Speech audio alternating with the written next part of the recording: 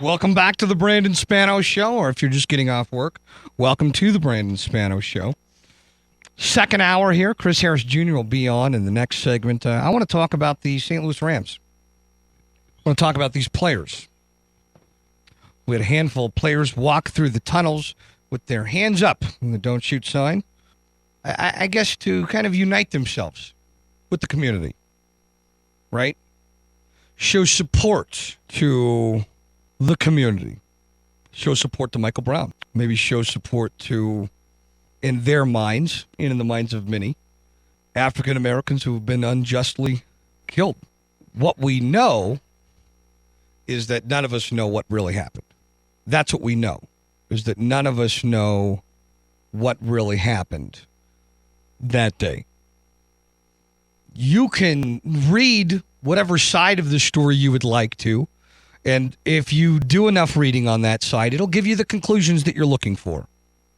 If you'd like to believe that this was some thug and this cop was terrified for his life and all these things, and he had to do that, and whatever the case may be, then and you want to believe that, then you'll be able to believe that. There will be enough people who write that notion for you to believe that. If you want to believe that he put his hands up, he was running away, and he was taken down unjustly, there's enough people who will write that notion as well for you.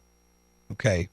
What we do know, because I don't want to talk about what we don't know, what we do know is that we have a problem in America. We do know that. Those who can see past their nose, they know that. Most people understand that we have a problem in the United States. I think that what those players did was outstanding because it's bigger than whether or not he had his hands up. I don't want to hear about whether or not the hands were up. This is bigger than that now. Don't you understand that? This is bigger than what happened. These are athletes who are also humans, and they're using their free will, and I'm not even going to get into amendment rights, but they're using their free will to support what they would like to support, which happens to be the people. Not the government, not the police, not the militarized unit of the police that's taking over the country. They would like to support the people. And for the police to come out and actually have the nerve to say that these players and the organization should apologize for putting their hands up and supporting the community is disgusting.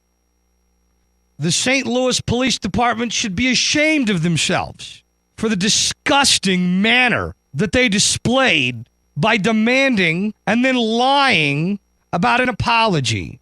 They demanded that the St. Louis Rams apologize. The Rams said no. Then they said the Rams apologized. Then the Rams said no, we didn't. They lied about it. This is obviously a very corrupt group. It's terrible for them to go against the people that they are supposed to be protecting. Their job is to protect the people. And when the local NFL team in that city shows support to the people, they say that they should apologize. You should apologize. The notion alone sounds very racist.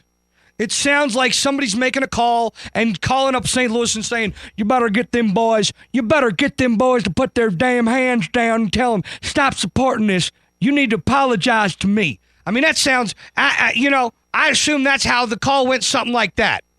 I read this Chris Rock quote the other day. This is what Chris Rock had to say. I loved this. Okay? Some of you are going to disagree with this, and that's okay. I'm very comfortable with you disagreeing with me if you guys haven't realized that yet. Speaking about Ferguson and the media reaction to the event, he said, here's the thing.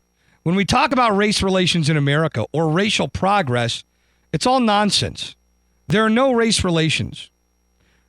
White people were crazy. Now they're not as crazy. To say that black people have made progress would be to say they deserved what happened to them before. Which is, he's absolutely right. There hasn't been black progress. There's been white people have progressed. We're not as crazy as we were in 50, 60, 100, 150 years ago. That's where the progress is coming from. It's not okay to hang a black man anymore. It's not okay.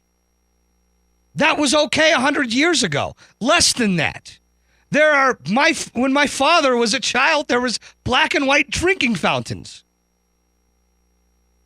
There's no black progress. This is white progress. He goes on to say, so to say Obama is progress, is saying that he's the first black person that's been qualified to be president. That's not black progress. That's white progress, he said. There's been black people qualified to be president for hundreds of years. There have been smart, educated, beautiful, polite black children for hundreds of years. The advantage that my children have is that my children are encountering the nicest white people that America has ever produced. And he's absolutely right. He says, let's hope America keeps producing nicer white people, which is hilarious and true. And it's right. He's absolutely right. You know, I don't care if this is off of sports. You know why there's a riot in Ferguson? There's a riot in Ferguson because black people are tired of being second fiddle. They're tired of being second-hand citizens in the eyes of the law. And whether or not that's true, which, hey, you probably can assume where my opinion is here. Whether or not that's true, that's their opinion. Obviously, that's how they feel. That's how they're made to feel. And so that's why you have a damn riot out there. Those players that happen to be African-American players as well are showing solidarity into that. And the police have the audacity to call and request an apology? Are you out of your mind? Are you out of your mind? You've got to be kidding me. You have got to be kidding me. Just because you're an NFL player, just because you have that jersey on, that doesn't mean that you're not allowed to speak. That doesn't mean that you're not allowed to have an opinion. And you know what the worst thing that's going on right now in sports is that players don't have opinions. They don't have opinions. They're not allowed to have opinions. They're not allowed to speak about anything. Really, nobody's allowed to speak about anything. I'm not allowed to do this segment probably. When I get to a commercial break, somebody here will probably talk to me about this segment. That's what kind of world we live in, guys. That's what kind of world that we live in today. But you know what? Bravo to the St. Louis Rams players who stood up for what they believed in. Not stood up for what's right and what's wrong, and he didn't have his hands up and he didn't. It's bigger than that, and they stood up for what they believed in, and they supported the community that they are in, because that is the support for the people. And guess what? That football team is the people's team.